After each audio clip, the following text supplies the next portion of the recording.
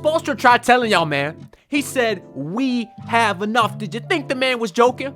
He's not Doc Rivers' bum ass who would have made 1,000 excuses tonight.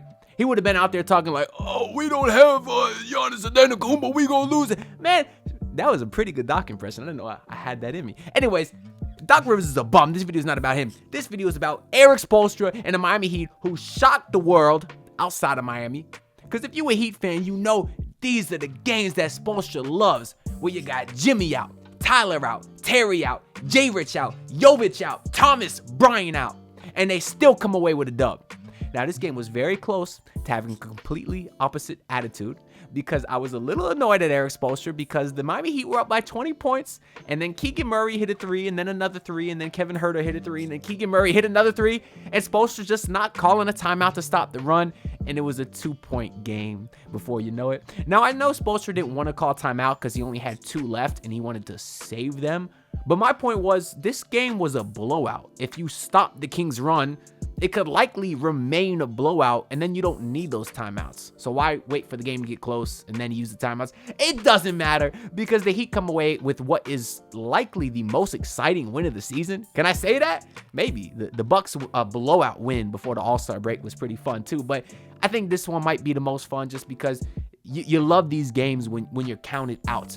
On the road in Sacramento, who's a very good team, who has kicked our ass for years, without your best players, coming off the emotions of that big brouhaha last game. You had Tyler saying it brought the team closer together. You had Jimmy being all over on social media, joking, talking about the bad boys. It's just, this one was fun for so many reasons, including literally everybody playing amazing. Let's go ahead and go through the box score, because we could quite literally talk about every player for a significant amount of time. We'll start with Caleb Martin up here, who finished with 16 points and 6 rebounds, played 40 minutes. Now, he started off the game hot, hitting his wild reverse scoopsy daisy with all the English layups. He was cashing from 3. But really, the best Caleb moment of the game was in that fourth quarter, where he put the exclamation hammer on them, driving down the lane. Almost got rim stuff, but he didn't. And then put the actual exclamation emphatic point on the game. And that was pretty much all she wrote. He was awesome. Let's move on to, we're going to save I'm looking in the order of the box score. We're going to save this guy for last. We're going to move on to Bam Adebayo. 28 points, 10 rebounds, 7 assists, 2 steals, 1 block. On the anonymous player prop betting app that doesn't sponsor me, so I will not say their name, they had his points, rebounds, and assists at 37.5. I said, smash that over. Because every time Jimmy Butler is out, Bam Adebayo steps up, and that's the sign of a co-star, a true co-star. When your number one is out, you could step up tonight like Bam did. Just like Bam did last game versus the Pelicans. Jimmy got ejected. Bam said, this is my game. I'm going to take us home, and he dominated on the offensive and the defensive end. Now, in that fourth quarter, he had like back-to-back turnovers that didn't look so pretty. But then he did settle in a little bit, had 2 very big monster jumpers there towards the end over Sabonis, and he was, oh my God, he was amazing. What can be said about Bam Adebayo that hasn't already been said? I'm glad to hear he's starting to get a little more respect around the league for what he deserves, because people out there saying that Sabonis is better than him. Now, maybe that's not the night to say it, because if I do look, Sabonis did finish with a triple-double, 14, 14, and 10 for him. Only 8 shots, though. Felt like Sabonis was more impactful than that. But anyways, Bam Adebayo, monster tonight. You love to see it. Duncan Robinson, I am annoyed with. He finished with 4 points and 4 rebounds. The reason I'm annoyed is because I also smashed his over on the anonymous player prop betting app. His over was 17.5 points. He obviously came nowhere close, but he did have a career high in assists. So leave it to my luck. I smashed the guy's over on points. He has a career high in assists. He had 11 of those things. But regardless, he was awesome. I mean, he shot 1 of 11, right? But that's another sign of what great players do. When they shoot terribly, they make up for it in other areas. That's one of the things that we said about Tyler Hero. Sometimes he started to get a little bit better over with that of late. And speaking of Tyler Hero, he was questionable today. So he may actually play tomorrow versus Portland, but we'll get into that in a little bit. But shout out to Duncan, man. Shots not falling. This just shows how versatile he really is right now. And then you also had Delon Wright.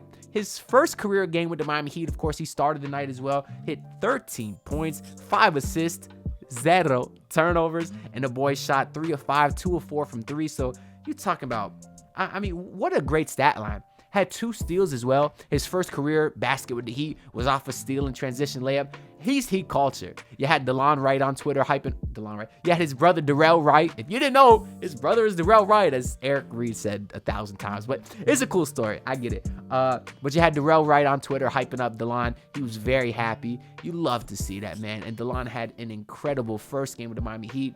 Who knows what his role will be like when you get Jay Rich and Terry and Tyler back? I don't know. But he definitely showed a lot to earn a spot in the rotation after today's game. If anything, maybe he takes a lot of the PT that Josh Richardson had, because it sounds like he'll be out a lot longer than Terry Rozier. But we'll see when the time comes. But to round out the starting lineup, we got who I think was the player of the game. And this is my guy, Jaime Jaquez Jr. 26 points, 5 rebounds, 2 assists, 3 steals, 12 of 17 shooting, and wait, there's more. Rest in peace, Billy Mays. That boy Jaime Jaquez had 20 of his 26 points in the second half. He is the guy that when that game got close and all of Heat Nation was sitting on the edge of their seat, and I'm sitting here wondering, did I stay up late to watch this game for nothing?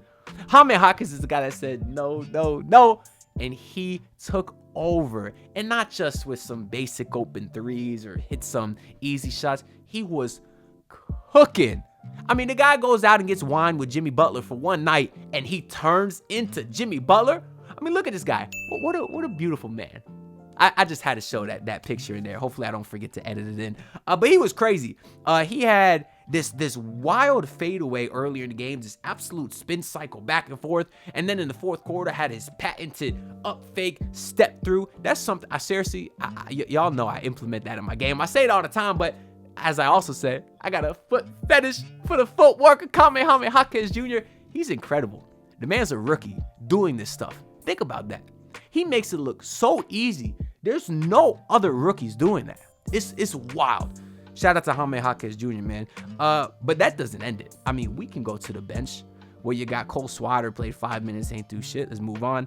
But Haywood Highsmith, 15 points, 6 of 9 shooting, 3 of 5 from 3.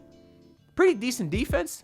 He's a big reason he got up early in the first place. The Heat were up like 10 or so. Obviously, Sacramento came all the way back, took a 10-point lead themselves, and then Miami stormed, went on some wild run in the third quarter, and that's how they ended up being up by 19 to start the fourth before it all collapsed, and then the Heat eventually pulled it out. But a lot of that initial run was because of Haywood Highsmith. He shot amazing tonight, and that third quarter run was because of Kevin Love. A vintage 19.7 rebound performance, 6 of 9, 2 of 3 from 3. I mean, you can name all the stereotypical veteran white boy adjectives that you want. He has them. The grittiness, the intangibles, the veteran leadership and IQ to get into the lane and draw these fouls and up fake and just get to the line. He went to the free throw line like 3 possessions in a row. Kevin Love, a guy that can't dribble. He was awesome tonight. You also had Alondes Williams checked in for a little bit. Nice to see him get some run for the Heat. Only played 3 minutes though, didn't score or nothing. But just shout out to Alondes. I think we as Heat fans pretty like him pretty much. Let me see what else I got here. I think that's pretty much all I got in my notes as far as specific plays or parts of the game that I want to talk about. And on the Kings side, we talked about Sabonis, talked about Keegan Murray. He finished with 28. He was a sniper tonight. And De'Aaron Fox, 27, 8, and 6 with 3 steals. He was hooping as well. And it's 2 games in a row now where Malik Monk was held in check. He did have 8 points and 7 assists, but y'all know Malik Monk's. If y'all been around for at least a few years, you know he's a random scrub Heat killer Hall of Famer. But he was held in check for the most part tonight. Anyways, the Miami Heat do have a back-to-back tomorrow versus the Portland Trailblazers. Jimmy Butler should be back. We might get Scary Terry and Tyler Hero. So it'd be nice that those guys are, obviously Terry and Tyler are injured, but it'll be nice that Jimmy at least got some rest. You know he's going to miss some time as we approach the playoffs just to kind of get his body right. So this was an excuse just to miss a game, get some rest, and now the Heat are guaranteed to at least go 2-2 on this West Coast road trip. If they beat Portland, which they better, you get 3-1 on the road trip because they're losing in Denver. We all know that, right? We can just say that right now. But if they do go 3-1 on this road trip, I think that is absolutely amazing. And on top of that, y'all know I don't like to scoreboard watch because the Heat got to worry about their own business. But the Indiana Pacers did lose tonight, which means that the Miami Heat are now the 6th seed. And as of today, out of the play-in tournament. But that's still a long way to go. Anyways, that's all I got to say for this video, man.